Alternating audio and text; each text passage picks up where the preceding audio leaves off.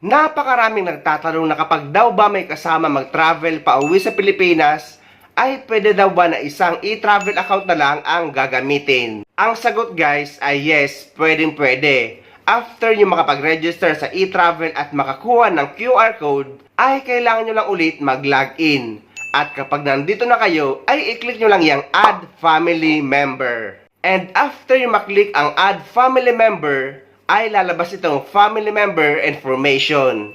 Kailangan nyo i-click yung upload or take photo dahil kailangan nyo mag-upload ng photo ng family member na kasama nyo dahil required yan. At eto, gagawin ko example ang photo ni Alice Go. And after nyo malagyan ng photo, ay pipili na kayo kung Philippine passport or foreign passport ang gamit ng kasama nyo pauwi sa Pilipinas. And after that, ilalagay nyo na ang kanyang pangalan, middle name at surname or apelido, pati ang suffix kung meron. Pero ang middle name at suffix ay optional lang yan, meaning nasa sa inyo kung lalagyan nyo or hindi. And after that, ilalagay nyo na ngayon ang kasarian, date of birth, mobile number, citizenship at country of birth. Then, ilalagay nyo ang passport number, passport issued country. Ito yun guys, kung saan country in-issue or nirenew ang passport na dala niya. Pati ang passport issued date. And ilalagay nyo na ngayon ang kanyang occupation or trabaho dyan sa baba. And after that, click next. At lalabas na itong permanent country of residence. Kung hindi naman permanent residence sa ibang bansa ang kasama nyo pa uwi sa Pilipinas, ay ilalagay nyo Philippines. Pero kung permanent resident, ay ilalagay nyo kung saang bansa siya nakatira or kung saan siya permanent resident. And after that, ilalagay nyo na ang province, municipality, barangay at ang house number. Pero kung wala namang house number or street number, ilagay nyo lang ang 0000.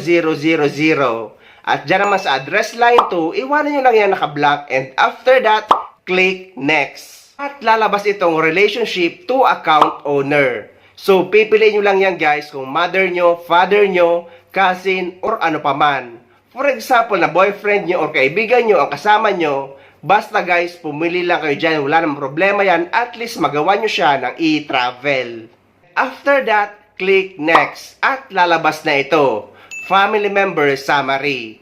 I-review nyo lang and after that, scroll nyo, click submit.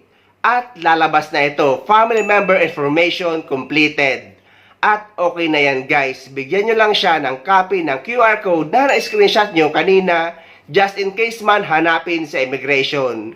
Pero hindi naman nga madalas hinahanap ang QR code sa immigration dahil nakikita na nila yan sa system upon pag-scan ng passport nyo. Good news, Mr. Chair. Actually, hindi mo na kinakailangang ipakita yung QR code. We're able to successfully integrate e-travel directly to the immigration system. Ibig sabihin po, pagka-scan pa lang ng passport, hindi na kinakailangang isa-isahin pa ho na mag-scan ng QR code, Mr. Chair. Another improvement po na nagawa ko natin po sa upgrade natin sa e-travel.